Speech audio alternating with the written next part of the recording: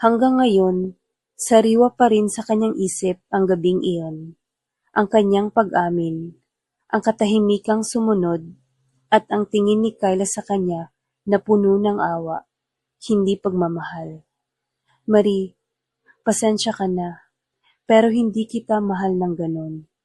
At sa isang iglap, natapos ang kanilang pagkakaibigan. Mabilis na kumalat ang balita sa ospital. Mula sa mga tahimik na bulungan sa corridors, hanggang sa mga malalamig na titig ng kanyang mga kasamahan. Parang unti-unting nasasakal si Marie sa kahihiyan. Hindi na niya kinaya.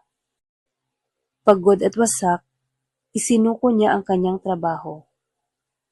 Hindi naging madaling desisyon ito, pero alam niyang kailangan niyang lumayo at magsimulang muli.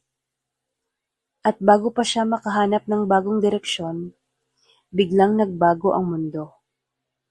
Dumating ang COVID-19. Napuno ang mga ospital, nalugmok sa pagod ang mga doktor at nurse, at tila natigil ang normal na takbo ng buhay sa ilalim ng takot ng pandemya.